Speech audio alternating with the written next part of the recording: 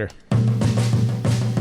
WATD presents John Paul, the Car Doctor. All things automotive. Have questions? Call 781-837-4900. Now, here's John Paul, the Car Doctor. And good Sunday morning, everyone, and welcome to another edition of the Car Doctor program on 95.9 WATD. And Jesse, welcome back from your vacation. Thank you, sir. Hope you had a good time. It was good. Brockton is beautiful this time of year. I heard that, yeah. Especially the pictures you posted on Facebook of the ocean and were pretty impressive. I didn't think Brockton was that close to the ocean. I didn't think so either. No, obviously we went to Greece, but it was beautiful. Every beach we went to, we tried to go to a different one every day. Everything looks like something out of a postcard, so it's a good trip. There you go. Hey, I get a lot of questions from people, and they'll have problems with their cars, and their repair shops can fix it once they figure out what it is, but sometimes parts availability is a problem.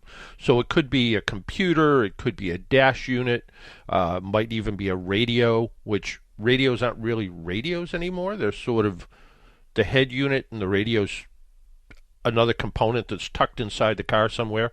I scanned a car the other day for somebody, and there was I think it scanned 41 modules in the car. And each one of those can go bad. Each one of those sometimes is replaceable. But up until recently, not really repairable.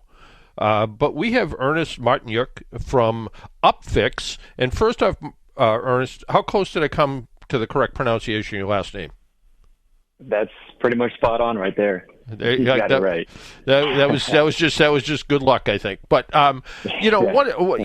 first off, tell us a little bit about Upfix and specifically the automotive side. I know you guys do electronic component repair for everything from the digital display goes bad on a refrigerator to maybe a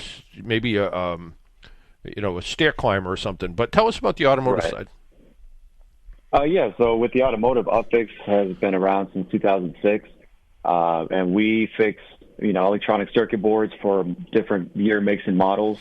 It can be mechanical. Let's say stepper motors fail inside the instrument cluster where the speedometer freezes up and gets stuck and won't go up or down, or something electronical on a circuit board. It could be something that happened from human error or manufacturing defect. Pretty much if somebody's having an issue with it, they would call us or visit our website and then just pretty much see what we've fixed. If it coincides with what they're having issues with, customers can either mail it in or drop it off locally, and we repair for them, we test it, we notify the customer and send it back on its way to them. How about if someone's, let's use just your kind of basic, what everybody considers the ECU, the computer for their car. Somebody's like, well, you know what? I've looked at everything. Wiring looks good. Sensors look good. We think it's this. Can they send you that component, and can you test it to see if it looks like it's doing everything it needs to do, or do they need to be a little bit more specific that there isn't a reference signal or something coming out of it? Right. So first off, it definitely helps if somebody is, mechanically or technically inclined. So that will help us troubleshoot the issues faster, more quickly. But, if it's something, let's say, depends what kind of codes there are. So like you mentioned, there can be over 40 computer modules in a vehicle. What we would first see is, find out what the issues are and what codes somebody's getting on their OBD2 scan tool. And if it's something that coincides with something that we fixed, we would say, have you checked this first, or check the wiring, or the 5-volt reference, or 12-volt, or wiring grounding, or if you're having a communication, and did you check that CAN high, CAN low on a harness? And once everybody's if somebody's already checked everything on their end, they will say, send in the computer module, because that engine computer controls a lot of stuff in the vehicle, and it does fail. This morning I got an email from somebody with a 2006 Mercedes C230. The first problem they had was the windshield washer and the radiator both warned them that the fluids were low when in fact they were full. And in conjunction with that, the keyless start didn't want to start. it wouldn't recognize it. They thought it was a dead battery, and they replaced the battery, and it did start, but then it didn't afterwards, so it wasn't the battery. And then thirdly, I think it finally got to the point where it cranked, it wouldn't start, and then when they got it towed home, it started back up again. And I did a little bit of research, and those 3 out of 4 of those things all run through the same module. Are those the kind of modules that somebody can send to you and you can take a look at based on what I just said? Exactly. Yeah. If it can be a manufacturing defect of, like, let's say Mercedes put it in in an area where it's prone to moisture. Right. If it's like for example, BCM body control module that connects different computers to each other and establishes communication between different devices, and it's known to fail, then we basically get it in here, do a diagnostic. We have a full bench test simulator that can essentially see that it's in the car, and we can test it to see if it's doing all its functions properly. And if we see something's not working, then we go inside and see what's going on the circuit board level, and also check the software, because a lot of times it's not just circuit board manufacturing defects like, blown capacitors or burnt trace line. It could also be the software itself that needs to be upgraded. Yeah, I think Mercedes calls it a SAM module, signal acquisition module is their fancy terminology, right. But it's just another module that runs through, like you said, runs through the CAN network, or the CAN network runs through that. But that would be one of those things that in a repair shop somebody might go, yeah, based on everything I just looked at, all the connections seem to be good. Everything seems to be good. We think it's this bad module, so somebody could package that up and mail it down to you guys, and you guys could check it out and see if there was something wrong with it. Exactly. Yeah, and a lot of times that's an opportunity for us to discover what vehicles are having issues like this. So if more people are having issues with their, SAM module in the, Mercedes, then we'll say, okay, well, obviously, there's more and more people having this issue. It's time to, if it's something that we don't do repair yet, not necessarily that we advertise on the website, then I would basically say to send it in and see if we can do it. And then we start, saying, hey, we can repair these modules, because BMW does the same thing. They have something called the FEM, front electronic module, and they're also just as prone to moisture and corrosion as the SAM module in the Mercedes. And it controls, the immobilizer, the VIN number, and it talks to different computer modules. And if that gets affected, then your whole vehicle starts acting weird. So it's very similar to that. Yeah, you just got me thinking about some of the security protocols that are in vehicles, and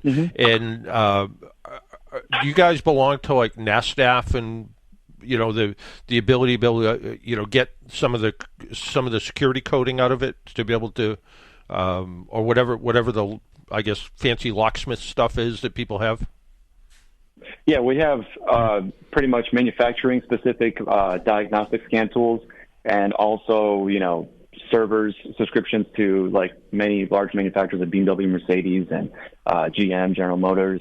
And also, we can clone the information of the security from, let's say, an instrument cluster or an engine control unit, and see the features there, the software that it needs to start the vehicle, and program another unit that the vehicle needs to start up. So let's say the instrument cluster went bad, but the EIS, electronic ignition switch, which is what Mercedes uses, is still good. We can take the VIN number or mobilizer and clone the replacement instrument cluster so it works and starts up the vehicle. Can you also make, and this is a little bit off track, but if someone has lost all the keys to their car, can you? If somebody sent you, we can program basically a brand new key, and it depends which year, make, and model. I would say we don't, say we fix every single or program every single new key. I would say for the most part, that would be a trade specialty for like local locksmith. But we can program keys and electronic ignition switches and, computer modules that affect the starting of a vehicle for sure.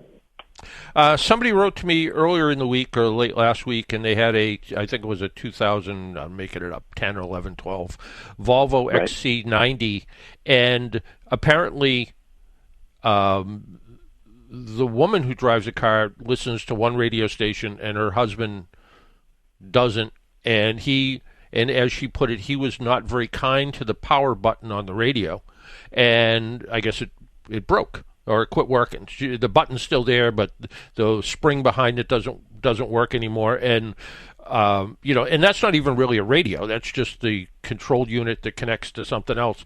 If a shop pulled that out, can you guys disassemble that and figure out what broke inside of it and replace the little spring or whatever's in that switch that turns the power on and off?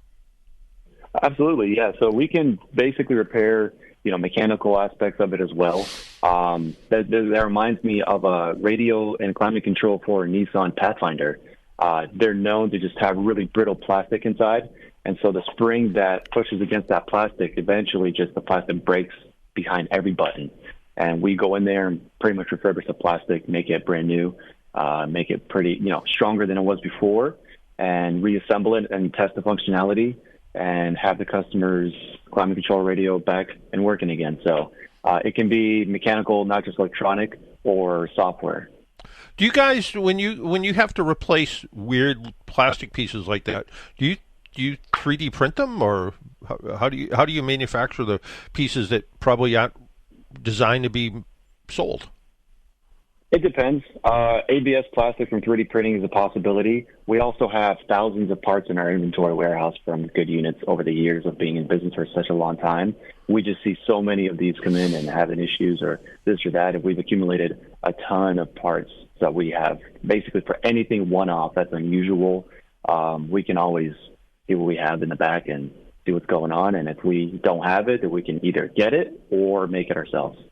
Do you with popular units? Do you ever have? Do you ever just do exchange where somebody sends you a broken one and you immediately turn it around because you have one on the shelf and send it back, or do you check out and rebuild each individual unit that comes in? Yeah, so we have exchange programs for select units. For example, a Toyota RAV4 ECU, Mazda 3 and Mazda 5 transmission computer modules, and General Motors instrument clusters for select years. So, for example, if you have a transmission computer module that are just known to go bad, it's a manufacturing defect. It's not a matter of if, but when. Basically, if you go to our website, you can just put in your VIN number, what the part number is. We program and flash and repair a refurbished unit ready to go, mail it out to you, and then you just send in your core. So you'll be on the road much faster. Perfect. How did you get into this? Were you one of those guys that like fixes cell phones in the mall and decided to go over to automotive? How did you do this? Since I was young, I was just disassembling, those radios from the late 80s, early 90s with the turbo buttons and, all large capacitors. And it was just fixing CRT cathode ray tube TVs. And it's always been a hobby and interest of mine. And then as the electronic age got a little bit more advanced and complex, I started noticing more people complaining about automotive electronics selling, and that there was a current viable solution from, let's say, the dealership where they say it's on back order or it costs thousands of dollars, or even if they have it, it costs, it'd be unobtainable, something like they would say 4, 5, 6 months, or if not certain vehicles, you can't even get it anymore. So that's when I, kind of thought to myself, well, there has to be an opportunity where we can fix these. And sure enough, there was, a lot of products out there for the automotive world that can be fixed, that can help customers get their vehicle back on the road. Yeah, I have to think it is just really a specialized trade. Somebody else emailed me this week that they have a 2002 Saturn. So where do you get parts for that? They think it's the ECU. The dealership where they brought it, which I guess is a Chevy dealership, kind of went, this thing's 22 years old, just about. We don't even, it's older than half of our technicians that work here. So they're like, we can look at it. I guess the shop was out in Texas somewhere, and they're actually having I guess they have a roving GM tech that's going to come out and look at it. But one of the things they looked at is maybe it's an ECU, and the dealership said, "Good luck with that." First off, it's a Saturn, so it's going to be hard, and unless that part is interchangeable with a Cavalier or something, you're kind of out of luck. And it sounds like your company is. I mean, if it was a bad ECU, it sounds like your company is exactly the kind of company that they would be looking for, where they could send it out, have it looked at, you could check it out, figure out. Oh, and sometimes is it obvious? Sometimes you just pull a board out and go, oh yeah, this I can see the circuit right here. That's either a bad solder or lifted up across the board, or I suppose sometimes. And kind of the old-fashioned way that I used to look at stuff sometimes is like, right. Oh, the ECU's, tucked in the, front footwell, and you bang on the side of it, and all of a sudden the car stops running or starts to shake, and you go, well, there's got to be something wrong inside of it. So, sometimes it's a little more obvious, but other times it's hidden electronics, so you don't know unless you see, like you said, a capacitor that looks like it sort of is swollen, or a resistor that's got a crack in it, or something that visually. So I would guess when you go to take an electronic box, for want of a better word, right. apart, probably the first thing you do is give it a sniff, right? Does it smell like somebody let the smoke out of it?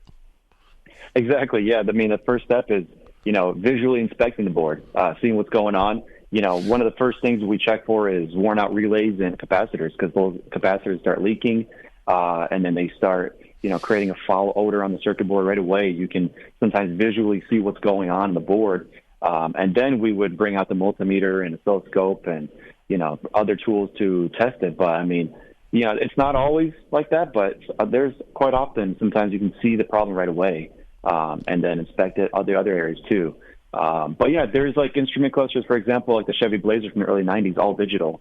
Good luck trying to find that even in a junkyard nowadays, or like the Z31 all digital instrument clusters that have a, known failing power supply, with just worn out capacitors and, some other leaking components and that have to be replaced. And, those are the things that are pretty much not available anymore. But if you have something like that and you want to refurbish, send it to us, we'll repair it, no problem. There you go. So it is true. Everything electronic runs on smoke, and when you let the smoke out, it stops, right? Yeah, I mean, everything has a lifespan. So capacitors have 2,000 to 5,000 hour lifespan, and once they go out, they start acting weird or intermittently, or just have complete power loss. And other circuit board components, and automotive manufacturers, sometimes they make one-off parts like integrated circuit chips that only are made for that year, make, and model. That can be difficult to obtain, but we have a wonderful team of research and development, staff that just sits there all day and just tries to reverse engineer everything, see what's going on, what we can do for that one-off solution. So there's always challenges that are pretty rewarding to figure out and see how we can fix on the unit, if it's mechanical, electronic, or even software programming. Yeah, it sounds like you're the answer to a lot of people's frustrations when it comes down to, I can't get the part. And, and sometimes I hear this from consumers. Their shop will say, I can't get it. And sometimes all it takes is a little bit more effort to try to find it. And it sounds like Upfix is the answer. Your website is pretty simple, upfix.com, right? Exactly, yeah. Upfix.com is the website. You can search by year, make, and model, or there's a search bar at the top, and you'll see everything for that specific year, make, and model show up on the product results. And if you're not sure, you can give you guys a call and say, hey, look, I'm looking for such and such, or I didn't see it on the website, but it's this instrument cluster out of a Pontiac Fiero, and I didn't see it there. But is it something you guys can look at? You'll kind of yay or nay with that too. Yeah, that's right. We try to help, guide somebody over the phone, get the full story, what's going on, what happened, how did it go bad, when did it go bad, see if there's possibly something in the vehicle, because there are some, notoriously known culprits in the vehicle that can make it look like it's a computer module when it's actually something like a fuse or something in the wiring that is known for that year, make, and model. But once we kind of ascertain, hey, all right, this sounds like it could be something with that module or unit instrument cluster, we'll tell them to send it in, and we'll do a diagnostic, a bench test, and just see what's going on. And if it's repairable, we'll let somebody know right away.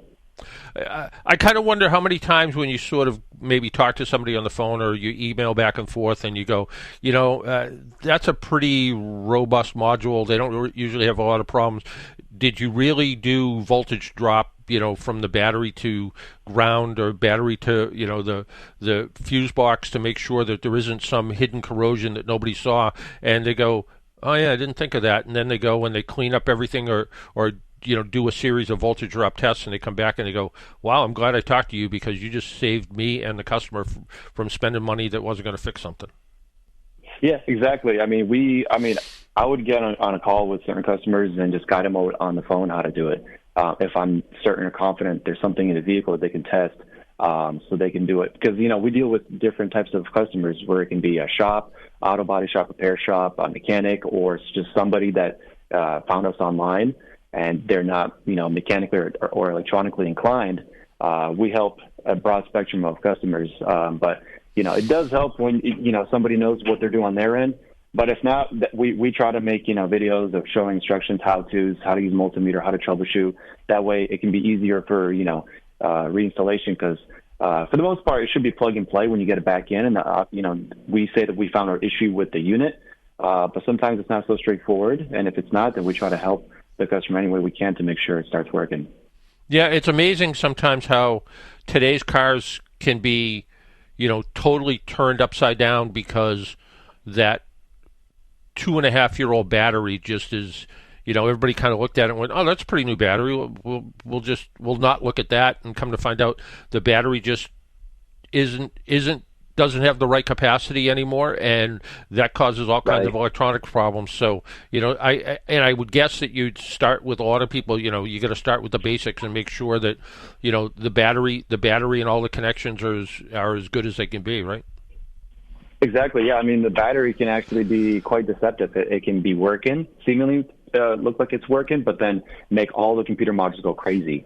And those computer modules don't like the voltage spike or the voltage dip, and they refuse to talk to one another. And then all of a sudden your vehicle's acting weird in a bunch of different ways. And that's, especially exotic cars, like not going to name any names, but there's some vehicles out there where, the battery's just a little bit off. Yeah, exactly. Lamborghini, yeah. Yep, you went straight to it. So, yeah, exactly. If it's off just by a little bit, the vehicle might not even start. This is actually prevalent on the Huracans especially, but yeah.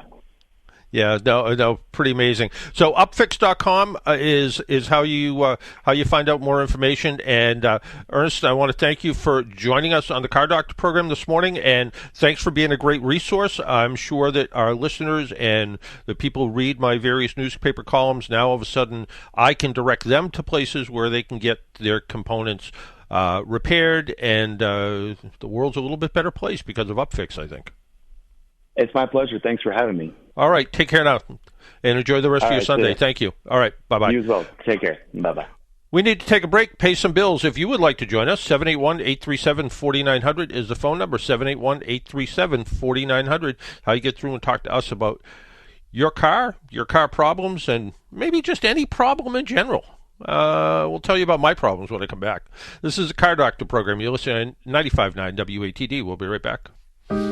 AAA is with you at every moment in your life. They have 24/7 roadside assistance, which covers you in any car you're driving or riding in, even a rental or your friend's wheels. They have great member rates on home and auto insurance, savings on travel, hotels, and rental cars, and discounts on hundreds of your favorite brands. You're covered on and off the road. Learn more at aaa.com/join.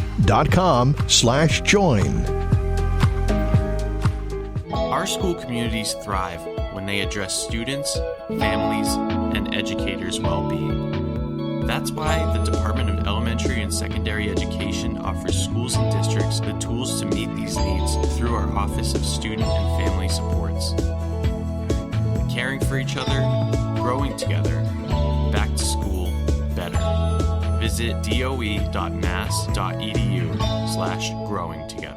Sponsored by the Massachusetts Department of Elementary and Secondary Education. The 155th Marshfield Fair is more than just rides and carnival games. It's the best spot in town for live music this summer. Catch local favorites all throughout the fair. Acts like Tupelo Honey, the Burt Swart Band, Blame the Whiskey, Jake and Jenny, and the Jody Moore Band. It all culminates with the 29th Annual North River Blues Festival on Saturday and Sunday, August 26th and 27th. It's the 155th Marshfield Fair, August 18th through the 27th. For a schedule of events, visit marshfieldfair.org. The Marshfield Fair, Route 3A, Marshfield.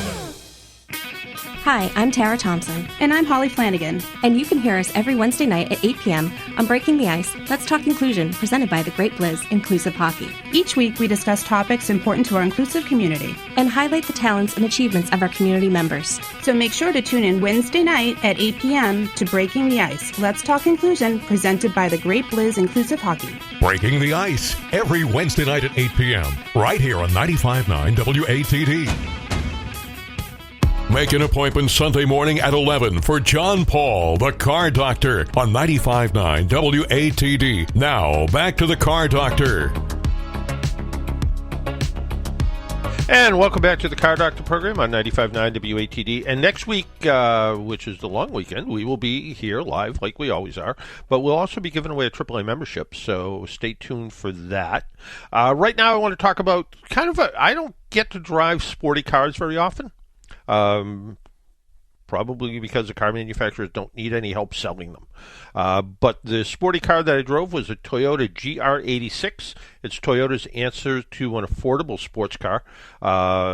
Think Supra, less affordable. Think GR86 is a little more affordable. The GR86 replaces the 86. Wasn't that complicated, but it was developed jointly with Subaru.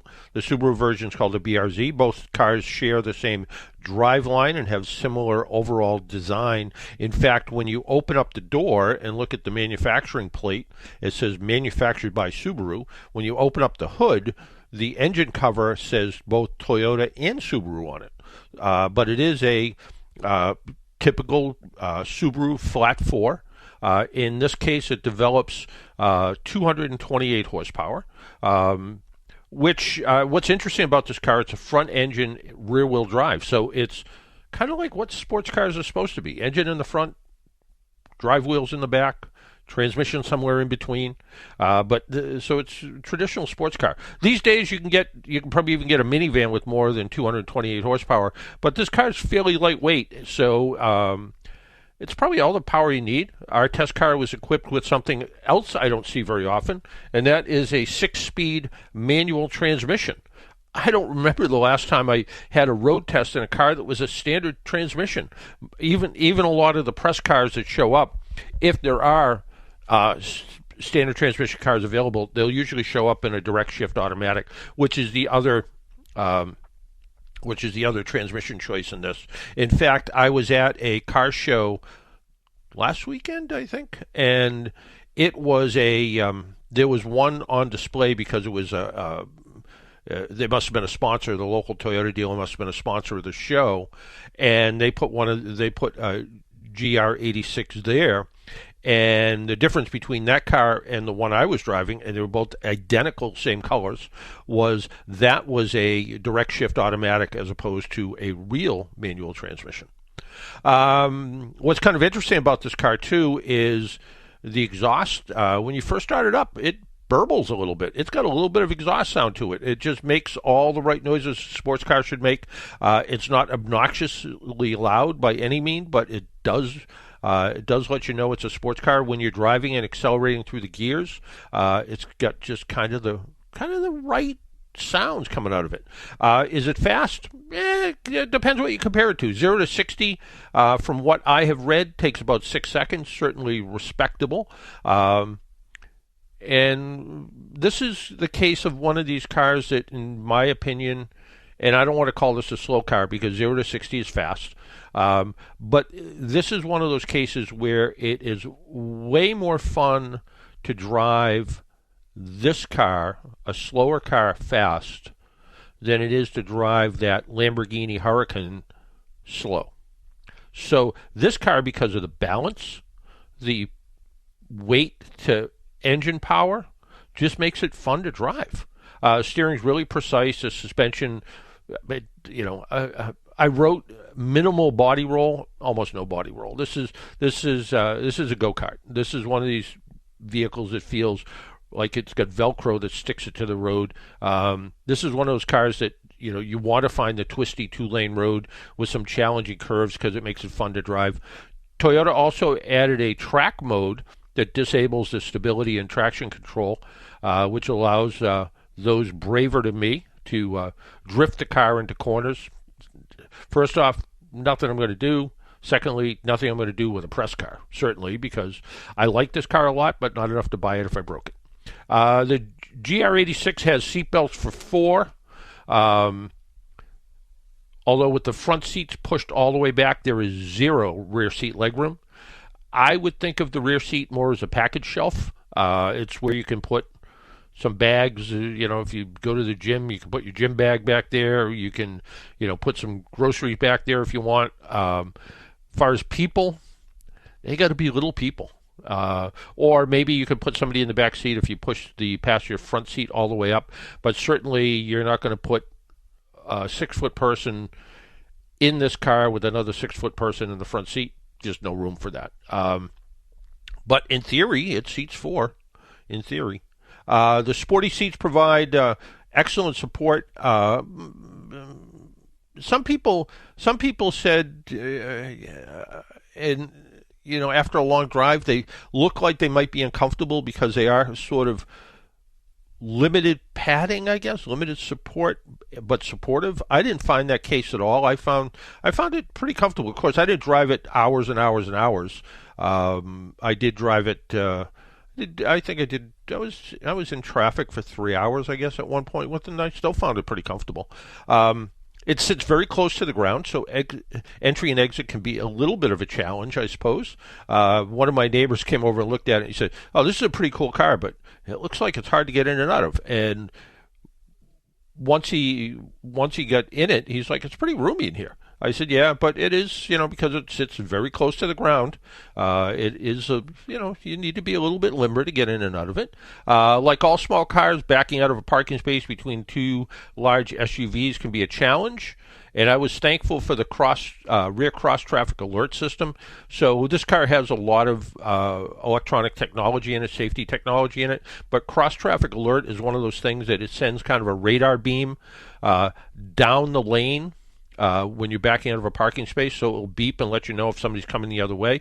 This little small car that sits very close to the ground, I was between a pickup truck and I think it was a Cadillac Escalade on the other side, trying to back out of a parking space, and it's like, you try to back up, and you're like, is anybody coming? I can't really tell yet. And the thing beeped and chirped a couple times, so I knew somebody was out there somewhere. When all the noises were quiet, I kind of slowly backed out of the space. So I was thankful to have rear cross-traffic alert in this. Controls are well thought out, simple, sort of minimalistic. One feature that needs to be improved, though, although there is Android Auto and Apple CarPlay, it's a wired system, so, and I guess this sounds a little bit nitpicky, but it would be nice that you didn't have to have your phone plugged in. You have to plug in your phone to one of the USB connector plugs to get Apple CarPlay and Android Auto to work. Some newer cars now have wireless charging, which also you can Bluetooth and have Apple CarPlay running, wireless charging your phone all at the same time. Because if you're using, say, your phone for navigation, and it's nice to get it up on the display screen, but it will, go through your battery pretty quickly with it. So the idea that, having it wired in is a little bit of an inconvenience, but not terrible. But it'd be nice if it was wireless. It would just be better. Fit and finish are typical Toyota first rate, and pretty impressive for a car of this price range. Trunk space is modest at best, but, if you're going someplace for the weekend or doing a little bit of grocery shopping, it will work out fine. You're not going to Home Depot and Lowe's and bringing home lumber in this car. The GR86 offers a fun and engaging driving experience. Toyota found the perfect combination of performance and handling. Our test car had a list price of about $35,000, which certainly isn't cheap, but for someone looking for a true sports car with great handling, a striking style, and decent performance, the GR86 looks like a bargain. So if you were somebody who said, hey, I'm looking for something fun to drive, maybe a Miata, maybe a Fiat, go look at this, because I think you'll be impressed. Nice car to drive, fun car to drive if you're not driving with your foot to the floor. If you're just driving like you were commuting in traffic, it still is a fun car to drive. So good all the way around. So there we go. Our phone number again is 781-837-4900. Should you want to join us and find out what's going on, we'll try to help you with that. I mentioned something about some issues, and it's kind of funny how it came up. Was Rob Hackler was on before us today, and he had somebody on from an IT company, and what was interesting was, one of the things he said was, if you haven't done it already, lock down your credit so nobody can take out a credit card in your name or a loan or something. Well, makes a lot of sense, I guess. Something I'd never done till yesterday.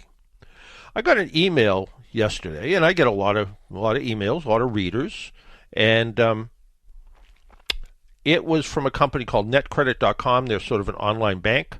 They typically do smaller loans, and what was interesting was someone applied for a loan, but they had my email address, and it was my work email address, the jpaul@aaanortheast.com, and their loan was denied.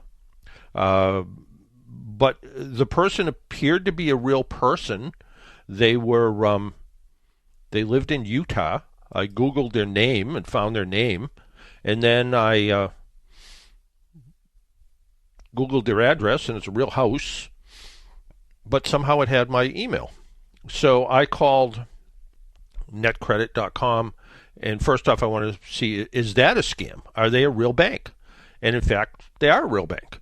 They're part of another bank, and so I called them and I said, here's what's going on, and you guys, either you've been hacked, this woman from Utah has been hacked, or I've been hacked. One of the three of us has been hacked because you sent out information to me with this person's name, address, credit rating, pretty much everything but her social security number and her phone number, which I could find her phone number if I looked really hard. So they said, well, we'll definitely look at this. We'll send it to our securities department. I went to the police department and filed a police report, kind of a just-in-case kind of thing, and then came home and went to Experian and the other two credit reporting services and locked down my credit record and my wife's credit record, so just in case nobody can take out a credit card in our name or anything like that. But neither can we now. So, which I guess is fine. We don't need one, but it was just one of those things that was like, sheesh. Something I don't want to have to go through, and that was between going online to do all of that, signing up for a credit fraud alert thing, which I signed up for because I had an issue with a bank thing that got hacked, and then went to the police station, came back. It was like 4 hours out of my day just to, hit myself in the head a couple times to say, this isn't the way I wanted to spend my Saturday morning. But maybe Rick from West Palm Beach can tell us how he's getting ready for the hurricane. Rick, are you in Florida now? No. Oh. I'm hanging up in New York right now, okay. Unfortunately. But, yeah, thanks anyway. First, I got to thank you very much because when I DM you, 99% of the time you always get back to me. So for those listening, I really appreciate that. And the 1%, I probably just missed it. So yeah. There you go. Yeah. My question is, I was listening to the other car doctor, which I didn't know you guys had the same name. The guy from Jersey. Yeah, Ron. Yeah. Anyway. And my question to you is this. I told you I just bought a brand new 23 Honda Hybrid Sport for my wife. All right. And he was talking to someone about who had bought a truck, blah, blah, blah, and basically said he recommends the first oil change should be in the first 2,500 miles. Don't even wait 5,000 for the first one.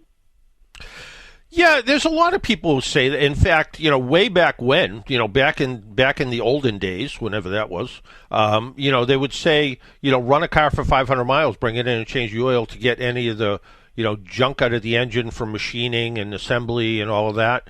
Today's cars just sometimes the opposite can happen. I know I think it was maybe when Saturn first came out, people were changing the oil at 1,000 miles, and the engine didn't even really break in yet. So, like, when you take an engine apart, you look for this crosshatch wear inside the cylinders, which is how the rings sort of seat inside the cylinders.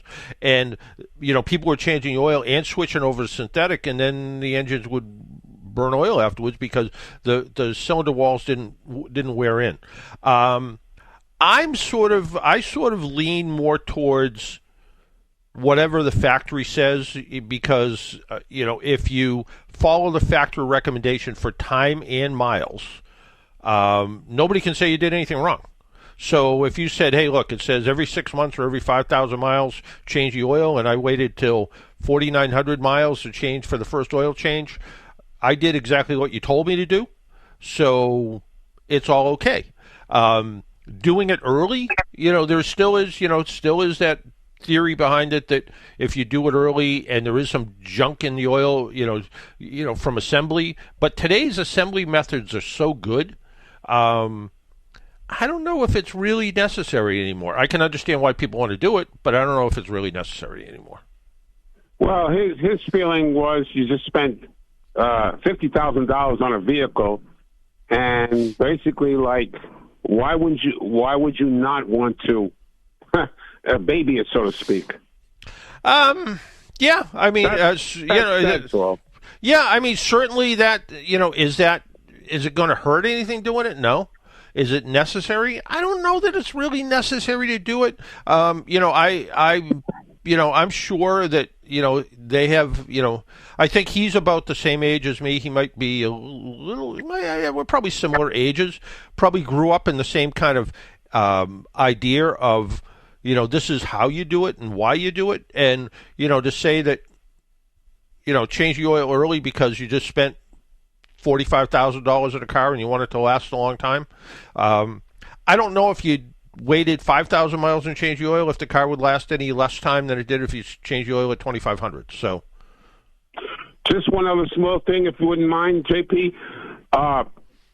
This vehicle has the navigation that is necessary by using your cell phone. Yep. Yep. So my wife literally cannot get across the street without GPS.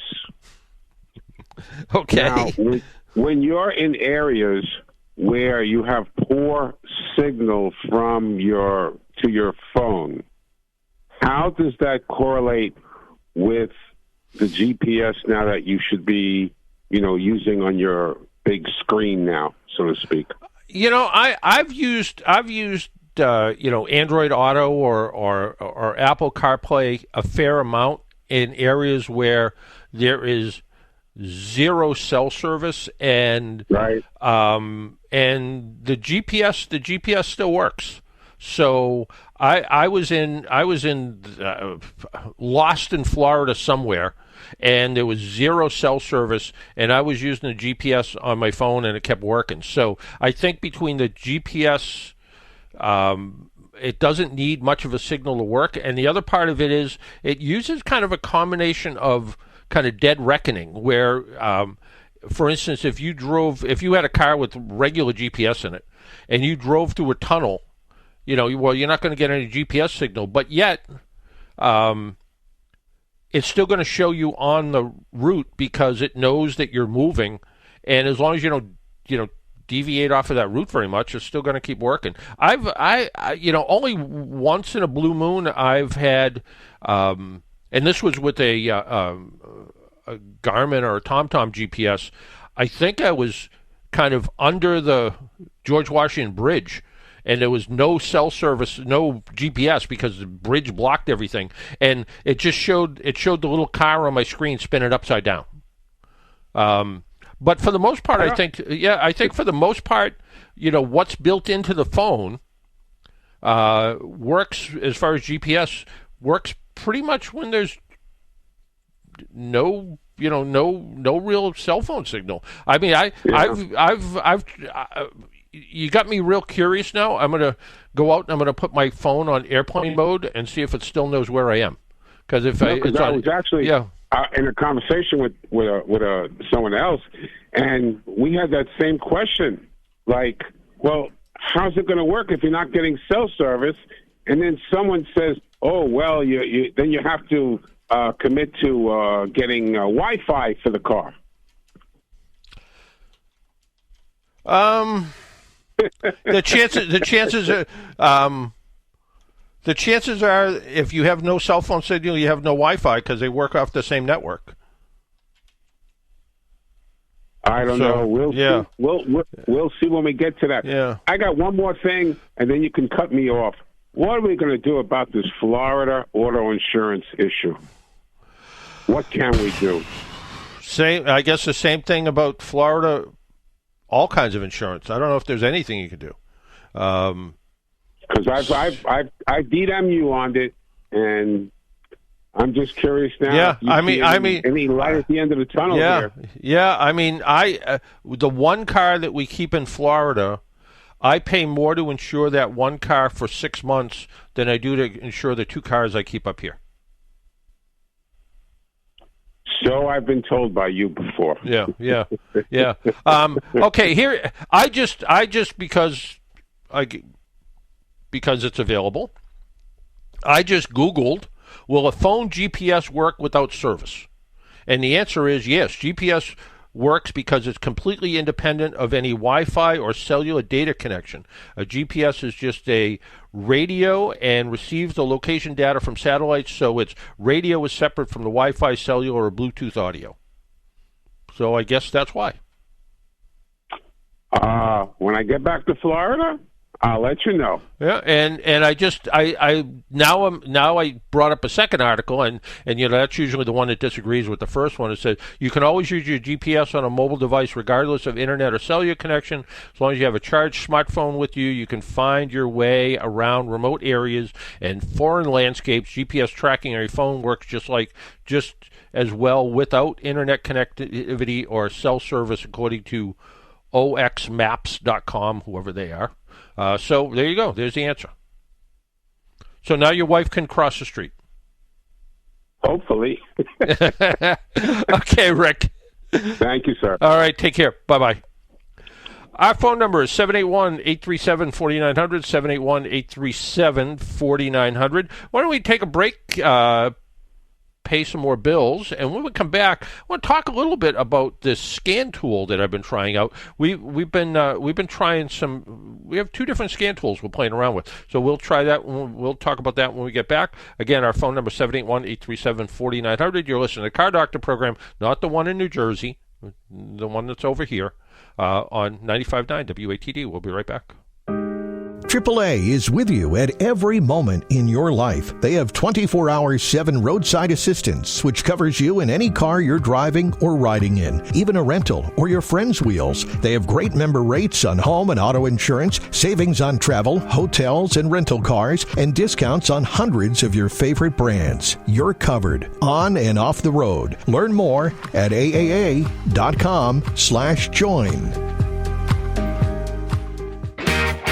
The Make This the Summer sales event is going on right now at Quirk Chrysler Dodge Jeep Ram on Route 139 in Marshfield. Quirk Chrysler Dodge Jeep Ram is one of the largest dealerships of its kind in New England, featuring an incredible inventory of brand new Jeep Wranglers, great customer service, and Quirk's Chrysler Certified Service Department. Quirk Chrysler Dodge Jeep Ram is accessible from all across the South Shore, just off Route 3 at the new Exit 27. Quirk works to save you money. Quirk works for you. Visit QuirkChryslerDodgeJeepRam.com. Plan a getaway and enjoy a long weekend exploring Plymouth. Go outside and whale watch, hike, walk along the ocean, and dine outdoors. At night, enjoy live music, theater, art shows, and ice cream under the stars. Begin your Friday night at the corner of Court and North from 4 to 6 and listen to live music at See Plymouth's Fridays on Shirley Square. Then head into a weekend of relaxed fun. Plan your Plymouth getaway on the See Plymouth app, brought to you in part by VisitMA.com. Talk radio with a South Shore point of view. Hi, I'm Kevin Tachi. Join me tomorrow for Monday Night Talk, where the South Shore comes to talk. Tomorrow night after the 6 o'clock news here on 95.9 WATD. Make an appointment Sunday morning at 11 for John Paul, the Car Doctor, on 95.9 WATD. Now, back to the Car Doctor. And welcome back to the Car Doctor program. In a couple of weeks, we're going to be talking scan tools again. And we talked to the folks from Upfix, we talked a little bit about scan tools there. But there's all kinds. There's code readers kind of things. There's Bluetooth ones. You can plug in a thing into the OBD connector and then sync it to your phone, and you can read stuff on that. I keep one of those in the back of my car, just in case, especially if I was using my car to go to Florida and a check engine light came on. I want to know what it is, so I'll plug it in and see what's going on. The Innova one, the newest one they have is the 7111, I think, and it's pretty nice because it's tablet based. It's also Bluetooth, which means that you can plug in the connector under the dash and actually walk away from the car with the tablet. So maybe you can do some checking around under the hood. It does have internet capability, but I couldn't get it to download like All Data or Mitchell on Demand or anything like that. So and they probably did that on purpose. They probably have it locked down. So maybe there is an app you can download to do that. I haven't done that yet. What is nice with the Innova one is it connects automatically to their Repair Solutions 2 platform. So you can put in, you can run a car, scan a code, and then it will give you what it thinks is probably wrong with the car. So my neighbor has a car that she's thinking of getting rid of, and I happened to mention to her, I said, it doesn't sound like the car's running very well. And she said, yeah, it's only running on, 5 cylinders instead of 6 or something like that. I don't know. And, the oil change place broke off the dipstick, and I had the oil change, but I can't check the oil now, and it's a convertible. I said, when was the last time you put the top down? I'm kind of afraid because, it broke the last time. So I ran the quick scan with one scan tool, and it showed up that there was a misfire on cylinder number 2, and it suggested there was a bad fuel injector, which is entirely possible. I opened up the hood, and this car has had all of the ignition coils replaced. It's coil on plug ignition, which means there's an individual ignition coil for each spark plug, and they had all been replaced with, I think they were Napa. That's how I knew they had been replaced. So it probably wasn't that. The bad news is the cylinder that was misfiring is under the intake manifold, so you have to take the intake manifold off to get to what's going on to figure out what it is. Not a lot of fun. But then I tried this other scan tool, and one of our listeners told me they were looking for a scan tool to program a key. They have a Honda. The only key they have left that still works is the valet key, I guess. The push-button keys quit working. The dealer wanted $350 to make a new fob, so pretty expensive. They bought this scan tool from a company called X Tool, and they programmed 2 fobs that they bought online on eBay or something for like $40 a piece, scanned them, programmed them, and everything works the way it's supposed to. So I said, I got to try one of these. So I got one, and I plugged it into this woman's Chrysler Sebring. It scanned every single computer module in the car, which was 43. It had 7 fault codes for the convertible top. It had the cylinder number 2 misfire, random misfire, had a variety of misfire codes for the engine. It had a whole page of codes wrong with this thing. This X tool is pretty good. The biggest problem with it is it looks like it works on everything. I've tried it on a couple of new cars, and some of them it didn't work. It can't make keys for every vehicle or key fobs. My neighbor has a BMW Mini Cooper. He only has one key fob, and I said maybe this thing can make a key fob, can clone a key fob. You need an additional $600 adapter that will read one of the fobs. That isn't the case on every one. It can do things like reset power windows. It can reset simple maintenance things like maintenance lights. It's time for an oil change, that kind of stuff. You can reset those things. So it has a lot of capability. When you first look at it, it looks like it has capability for every single car in the world. But when you try to do specific things outside of code reading and scan data, some of those extra features are only available in certain kinds of cars. So, as an example, the older Volkswagen that we have here, I wanted to see about turning the fan on and off. I wouldn't do it. I wanted to see about resetting the windows. Didn't have that capability. Couldn't do it. So on my car, for instance, on my Hyundai, it looks like it certainly has the ability to program key fobs. Looks like that wouldn't be a problem. Looks like it has the ability to do what is cautiously called in the world odometer correction. So you can reset the odometer. What happens is it resets the odometer what you see, but in the computer it still has the original mileage. In fact, in my wife's Volkswagen, the digital speedometer is off about 600 miles for some reason.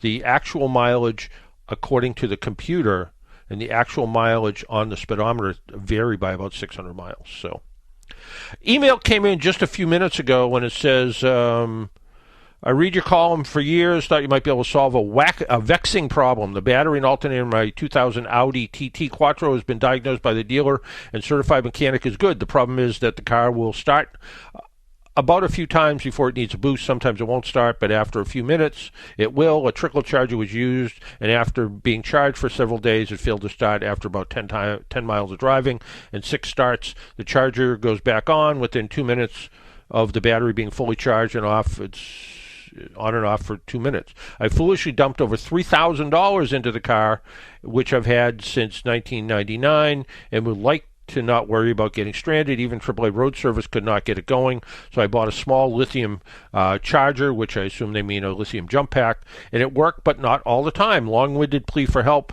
Thanks in your advance for any insights that you may have. P.S. The battery is 5 years old. The car is outside, not driven for several months, and then trouble begins. Yeah, I think it's a bad battery. I think a bad battery, even though everybody says the battery is good, what I would want to see is to take the battery cables off, clean up the battery, and test it, and then do a voltage drop test once the battery is 12.5 or 6 volts fully charged. Then do a voltage drop test across all the cables. I think you're going to find there's a connection issue somewhere in there, and that's what's causing the problem. Hey, that music means we got to go. I want to thank Ernest from Upfix for joining us today and helping us with that. I want to thank our buddy Jesse for running the board and coming back from vacation. Thanks, Jesse, for coming back. You're welcome. And until next week, make sure you wear your seatbelt, drive safely, be good to your car, and if you see an emergency vehicle by the side of the road, slow down or move over. It saves lives. Talk to you all next week. Bye-bye.